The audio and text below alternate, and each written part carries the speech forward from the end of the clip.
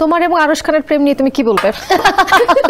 এটা কি আর্টিস্টদের সাথে প্রেমের গুঞ্জন এটা নতুন কিছু না। যখন যার সাথে কাজ করি তার সাথেই গুঞ্জন হয়। যেহেতু নতুন জুটি বেঁধেছি, কাজের প্রমোশনে পোস্ট করা হয়েছিল।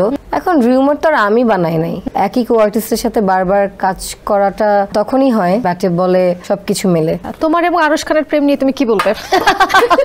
এটা কি এটাই হাসি আনসার। এটা কি হাহা ট্রেন্ডিং এ আছে দেখলাম এখন। ওকে, ট্রেন্ডিং এ আছে। ওকে, আমি কয়টা পারছি দেখো। তারপর একটু জানি আমরা শেষ আগে, তারপর একটু জানি। ওকে, আমরা গুনবো একটু পরে যে তোমার এবং আরশ খানের প্রেম। তোমাদের এই যে তোমাদের চ্যানেল থেকে আমি দেখছি প্রেমটা, সেদিনও তো আসলো যে ইয়ে ভাইয়া, আমরা তো শুটিং এও কিছুক্ষণ হাসলাম, উনি তো নিজেই হাসি দেখে চলে গেল। ওকে, এখন আমার মনে হয় যে কো আর্টিস্টদের সাথে প্রেমের গুঞ্জন এটা নতুন কিছু না। আর সেখানে যদি থাকে কন্টিনিউয়াসলি কাজ করতে থাকি, যখন যার সাথে কাজ করি তার সাথেই গুঞ্জন হয়। এটা নিয়ে আসলে আলাদাভাবে বলার কিছু নাই। আচ্ছা, সোশ্যাল মিডিয়ায় তো তোমরা একসঙ্গে বেশ কিছু ছবি আপলোড করে আছো, পোস্ট আমরা দেখি। আমরা কারা? হ্যাঁ, ভালো ভালো ক্যাপশন থাকে। আমরা তুমি এবং আরশের কথা বলছি। এটা কি শুধুই বন্ধুত্ব নাকি এর বাইরে কোনো কিছু? কি ছবিতে নাকি ছবির বাইরে? ছবির বাইরে, ছবিতে, ছবির বাইরে সব জায়গায়। ছবির ভিতরে যেগুলো ছবি আপলোড দেই সেগুলো আসলে সেটে তোলা। অ্যাক্টিং এর সময় ওর একটা অ্যাসিস্ট্যান্ট আছে, খুব ভালো ছবি তুলে। সো ওই আসলে শটের সময় ছবিগুলো তুলে, তখন আমরা দেখলাম যে ছবিগুলো আসলে খুব সুন্দর হয়। সো কাজের প্রমোশনে যেহেতু নতুন জুটি বেঁধেছি, কাজের প্রমোশনে পোস্ট করা হয়েছিল। তবে হ্যাঁ, এটা নিয়ে আমরা দুজনই অনেক টাইপের মন্তব্য পেয়েছি এবং মজাই লাগে আসলে এগুলো দেখতে, মজাই লাগে, খারাপ না। সুনেরা তো অনেক আর্টিস্টের সাথেই কাজ করে থাকে, কারোর সাথে তো এরকম রিউমার আমরা খুব একটা দেখতে পাই না, শুনতে পাই। এর আগেও যার সাথে কাজ করেছি তাদের সাথে রিউমার আপনারাই জিজ্ঞেস করেছেন, তো এটা আপনারাই কথা চেঞ্জ করতে থাকেন, আমাকে বলে লাভ নাই। আচ্ছা, বলে লাভ নাই। আচ্ছা, তোমার তো অনেক ফ্যান ফলোয়ার রয়েছে যারা সুনেরাকে ভালোবাসে, তারা কি খানিকটা হলে বিব্রত হচ্ছে না এই ধরনের রিউমারে? এখন রিউমার তো আর আমি বানাই নাই, এটার অ্যানসার তো আমি দিতে পারবো না।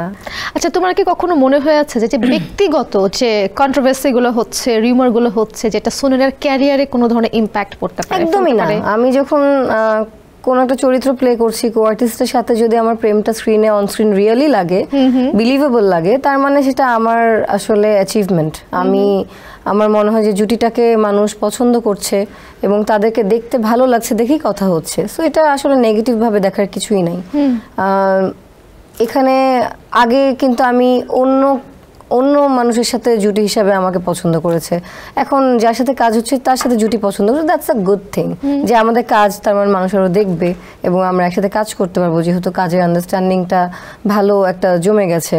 ওখানে রেসপেক্ট বলো বা কাজের তো একটা কানেকশন থাকে, বা ডিসিপ্লিন, অনেক জায়গায় অনেক কিছু ম্যাচ করলে আসলে কন্টিনিউয়াস রিপিটেড কাজ হয়।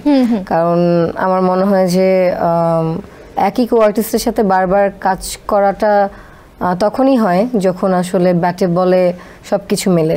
রেসপেক্ট থেকে শুরু করে অ্যাক্টিং স্টাইল, প্লাস সে কখন সেটে আসছে, তার আমার মানে একটা শটে যাওয়ার আগে কি আমার সে ঠিকমতো রিহার্সাল করছে নাকি, স্পেশালি নাটকের সেটে যেখানে আসলে আমরা খুবই কম সময় পাই, সেখানে যদি কো আর্টিস্ট রিহার্সাল না করতে চায়, তখন আসলে আমি হয়তো বলবো যে আমি ওর সাথে কাজ করব না, কারণ রিহার্সাল ইজ ভেরি ইম্পর্টেন্ট। আচ্ছা, তো এই ধরনের রিউমারে কি সুনেরা কখনো পার্সোনালি যদি বলি, তুমি ব্যক্তিগতভাবে এই যে ধরো আমরা ক্যান্সার তো দিয়ে দিলাম, মানে তুমি কি পার্সোনালি কখনো বিব্রত হও কি? না, একদমই না। একদমই না। না, আমি কাজে যদি থাকি, আমি স্ক্রিপ্ট পড়তে আমি ব্যস্ত থাকি, আমি কাজে অ্যাক্টিং করতে ব্যস্ত থাকি। এখন অন্য জায়গায় যে বিনোদন হচ্ছে ওটা নিয়ে যদি আমি ব্যস্ত হয়ে যাই, তাহলে আমি আমার কাজ কখন করব? এসএমসির emergency contraceptive pill Norix one অরক্ষিত মিলনের 72 ঘন্টার মধ্যে এর একটি মাত্র পিল আপনাকে করবে টেনশন ফ্রি। এসএমসির নরিক্স ওয়ান, এক পিলের সমাধান।